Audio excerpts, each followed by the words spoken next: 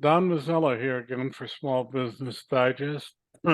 Everybody talks about the sales, but few do anything about it.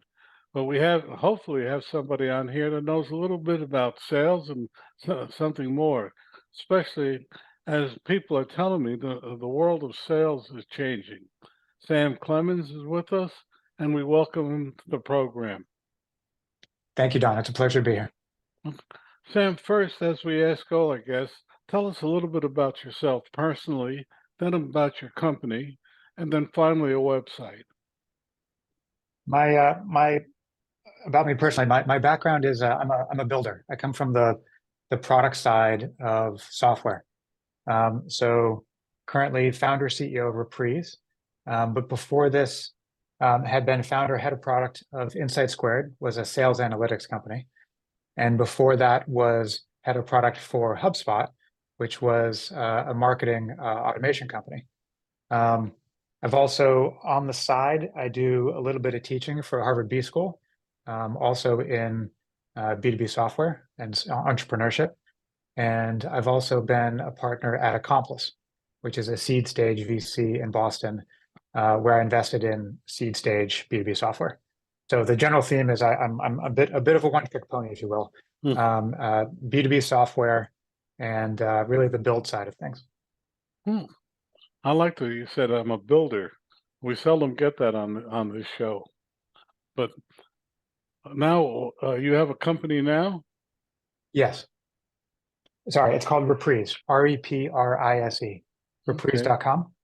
And it's we make a demo platform for companies that have software. So we solve the problem that sales teams and marketing teams have of how to show the product when you're either live on a call or in a marketing campaign. Just due to the way software works, very hard. It's often very hard to actually show the production environment live on a call. Either the demo doesn't have the right data, or it's actually hard to provision. And so we make it very easy for companies that are selling software for a sales team to control the product that they're showing on a call, in a campaign, wherever that might be. If I'm hearing you correctly, if you're demoing your product, you can, in effect, control the demonstration so people can see a sample in real time. Am I? Yes, exactly. It's really like, what's the product that you show if you sell software?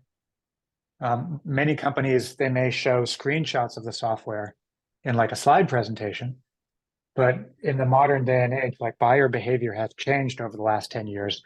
And just showing screenshots that doesn't fly anymore. You can show a video, but it's very passive. No one wants to like sit there and watch video. They'd rather be like interacting with the software. But yet it's often very hard to let a prospect interact with the actual real software because you'd have to provision a portal. They'd have to set it up. They might not be ready to upload a terabyte of data in order to do the machine learning or whatever it is. So we solve all those problems by enabling software companies to think of it like making a movie set. We enable you to create a special version of your product that is purpose-built for sales and marketing. That is definitely a product that needs that is needed. Congratulations. So tell us more about it. Well, you're an entrepreneurship program. We're an early stage company. So we're in the stages of company where the classic stages of finding product market fit, and then scaling the sales and marketing machine, and then scaling the org. We're kind of in that middle one where we're fortunate to have very strong technology and very good product market fit with what customers are looking for. And so, as a business right now, what we're doing is a lot of the company building, which may sound actually very familiar to listeners on your podcast. Like, how do you scale pipeline? How do you hire and ramp and train and manage AEs? How do you do customer success, where you're onboarding and making your customers successful, and then maintaining relationships with them across multiple renewals? So it's still building, but it's good. It's company building stuff. Well, Sam, our audience and primarily of people of 50 employees or less across a wide spectrum. And what intrigued me about when people talked about you was the fact that you think that sales um, are not changing, certainly evolving over in the coming year. And you might have some thoughts about how people should be organizing their sales efforts. Yeah, there's a trend that's been happening maybe the last several years, but it's probably longer. It's probably more like the last 10 years or so. It's called product-led growth. You'll see that hashtag appearing in the socials. It's really what it's about is it's probably a continuation actually of a trend that started on the consumer side. Um, so, consumers getting their own computing platforms, mobile devices, buying their own software as individuals, and when in doing that, really getting used to a pattern where they can try out software for free. They can purchase it. They can try it out if they want within the space of a couple of minutes. And so then, of course, they go to work, and they might be buying a CRM or an HR package or something like that. And 10 years ago, they'd arrive at work, and it would be like, actually, no, this is a 9-month purchase process. And those two things were, there's a tension there.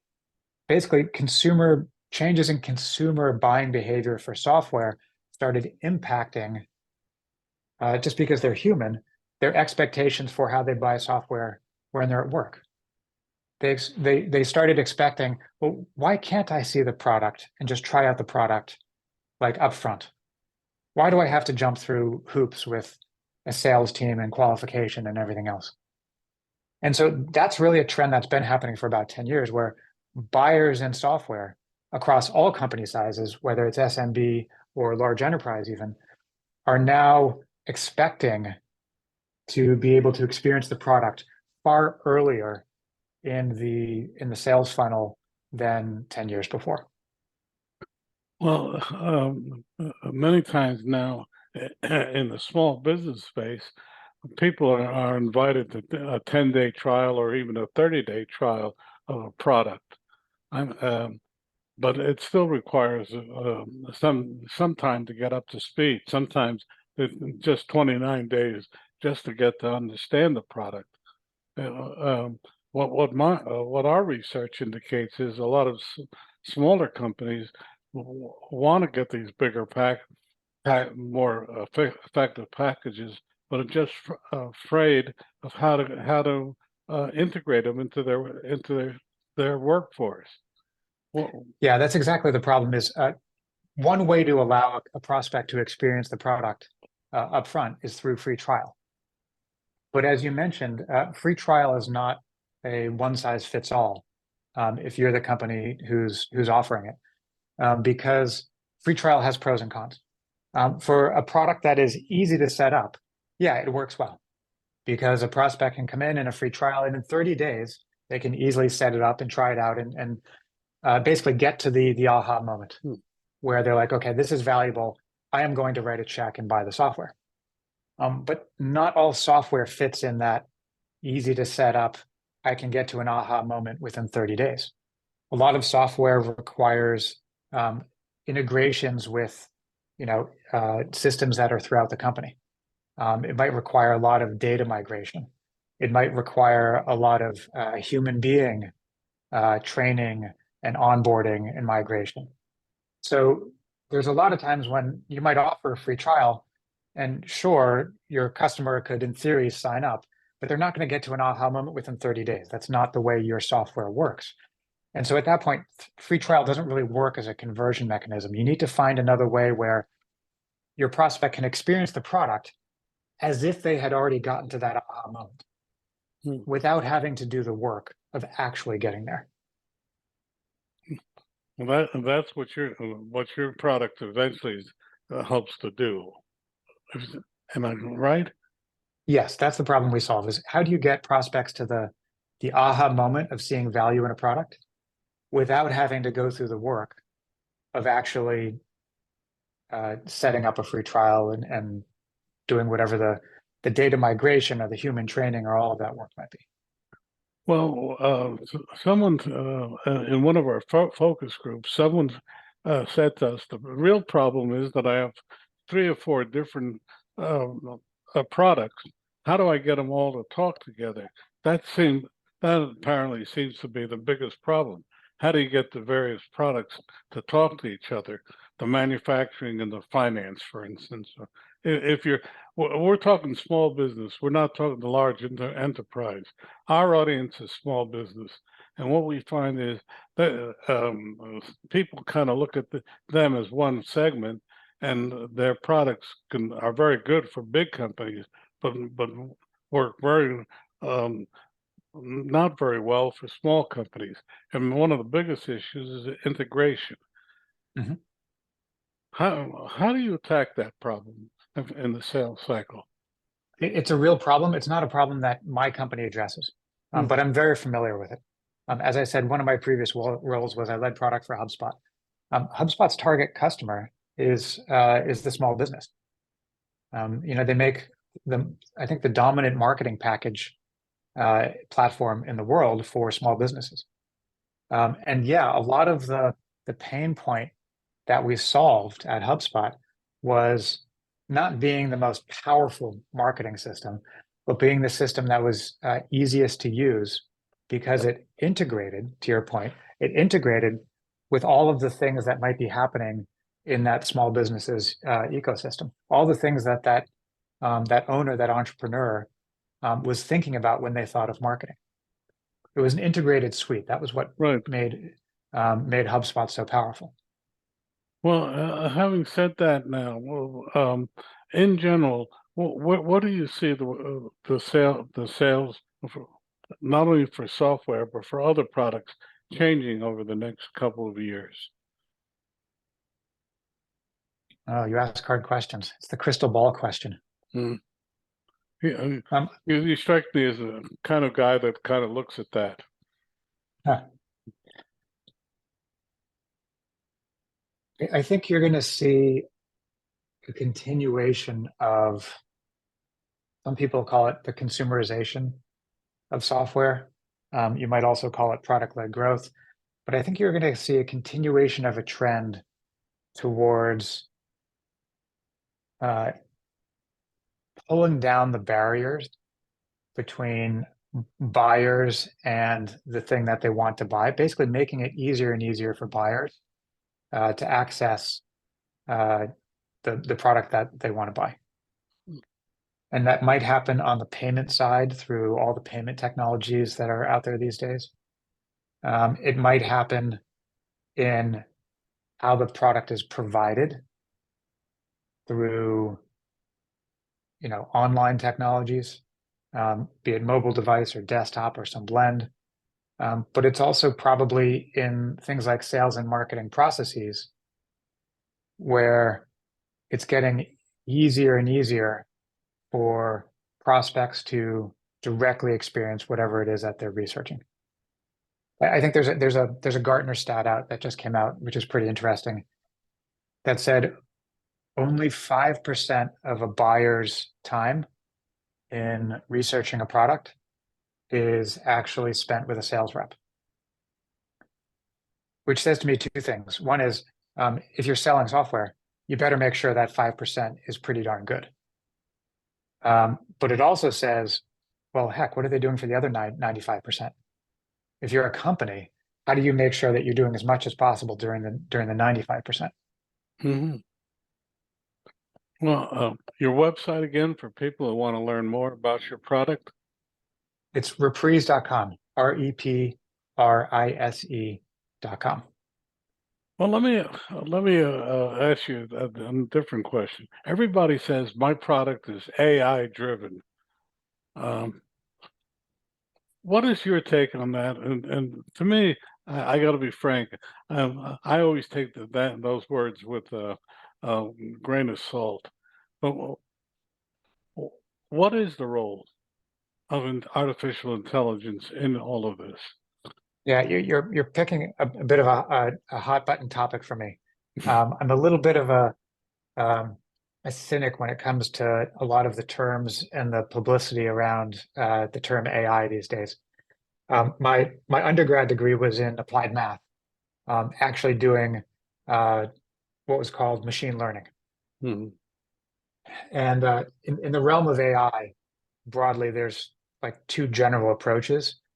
Um, think of it as like one is like rules-based, like logic, and the other is machine learning, more of a statistics-based approach. Um, the second approach, machine learning, has gotten dramatically stronger in recent years, as we know, with dramatically more data that machines can learn from, as well as a lot more processing power to do the learning. And so machine learning has taken off.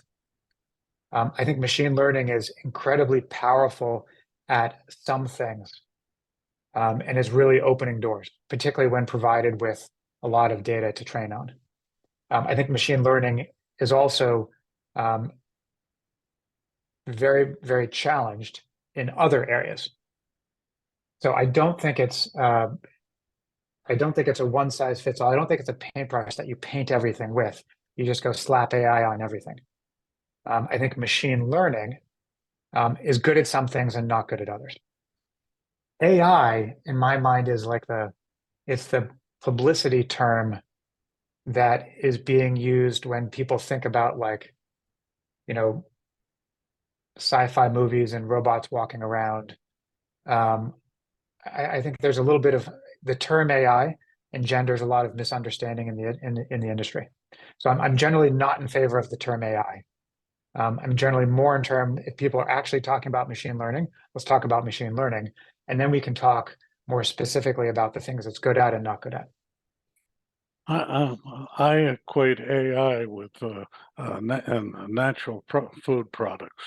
They're nice Mhm. terms to slap on, but I really wonder about them. And it just seems it seems to me now everything that every time a salesman comes to me, they say it's an AI, it's powered by AI, and I'm sitting there trying to figure out what it can possibly do. Um, Anyway, it's a real problem. It's a real problem for me, and it's a problem for our audience, for my audience, and according to our um, uh, focus groups and our feedback. But where do you think it's going to go in the next year? Oh, I think you're already seeing, I mean, you don't even have to wait a year. Um, the advances in machine learning are happening month on month. So more and more data, more and more processing ability, also more and more techniques. The actual the think of it as like the technology, the types of algorithms that are being used right now in machine learning are incredibly sophisticated and impressive. So I think you're seeing machine learning growing by leaps and bounds on a monthly basis. Again, I'm not generally in favor of the term AI because I think uh, it's generally used to, as you said, it's like more of a marketing term, and I think it's either it's too easy to misuse it. Hmm. Well, do you think that this question is way out of the? Do you think robots can eventually reinvent themselves? Yes, because now let's get on the same page about um, what that might mean. So let's say robots are essentially programs, very sophisticated programs. Um, can programs create other programs? Yes, of course. In fact, they do that today. Um, I think a better question is, will robots, programs be able to use creativity when inventing other programs? That one's harder. Yes. And another one is, will programs be able to make programs that surpass themselves in capabilities? That's also hard. It's easy for a program to make a subset of itself. That happens, frankly, in almost all software today.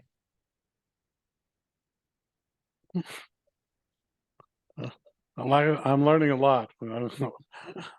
Math has never been my strong point, but we just have a couple of minutes left. What would you like to leave our audience with? I think just a general like degree of respect and admiration for the small business segment. I think in business, so often the focus is on the big companies of the world. I think people don't understand the degree to which small businesses are what make our economy go around. And also there where, in my opinion, the interesting stuff is happening. It's where the invention is happening. So I think it's fantastic what you're doing.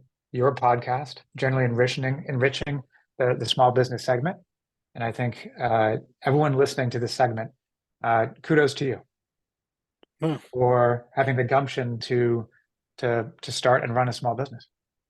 It's hard, but I think yeah, it's where it's at. but well, I'll ask you this question. Small businesses are perceived as entrepreneurs, but they're also extremely conservative. How do they, what advice would you give them in evaluating systems for their new systems for their companies? Are the two or three things they should look for in a in a product? I assume you're asking about in a new software product or Yes, generally? software product. Yeah.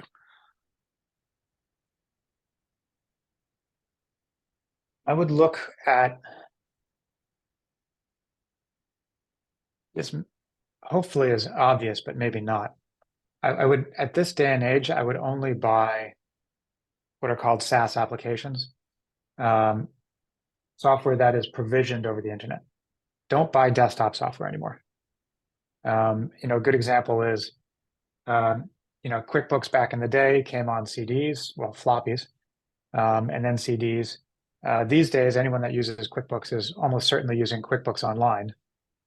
You want the online version of anything you're buying. I don't think there's at this point, I think that's going to be obvious. I don't think if you're a small business, you can buy anything that's a desktop version. I don't think you can buy anything but the online version.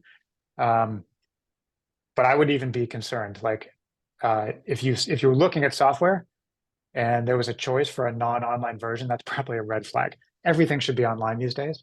The reason being, you as a customer will be so much happier with the software because it'll be able to be maintained and updated on such a frequent basis. The product you're using 9 months from when you buy it will be better than when you bought it. And that's not true in the old model of software. But the drawback that I hear in all of this is protection of the data. Where do you think that that's going? We see every day about this company getting hacked, etc. Uh, the, the downside to that, according to small businesses that we talk to, is their fear of losing the data or it being compromised. Yeah, What do you say to that? I'm not sure that if essentially the choice is between storing my data locally on my computer with desktop software versus storing it in an online platform because I'm using online software. Uh, I'm I'm not sure that storing it locally is any safer, frankly. There's viruses out there and ransomware that is designed to get to data that is stored locally. So think about it this way: there's malicious attackers who target data on your computer, as well as malicious attackers that target data that's stored online. Mhm. There's both types. And so really the question is, who's going to be better prepared to defend against the malicious attackers? You, whose job is running your small business, that's your day job. Or is it the data security division of an online company? Who's going to be better prepared to defend against those attackers? I think it's going to be the online division of a company because that's their day job, is protecting your data. So I think there's a misconception that having the data locally is safer. It's kind of like people think it's like, oh, it's like, putting cash under the mattress. I don't think that's correct, unfortunately. I think it's just as risky as storing it online. And so, given the choice, I would actually, in this day and age, still opt with an online platform. Well, your website one more time. Reprise.com, REPRISE.com. Sam Clemens, you've been an extraordinary guest. Thank you so much. I've thrown a lot of things at you didn't expect, and you've batted them back beautifully. Thank you. Thank you, Don. I appreciate it.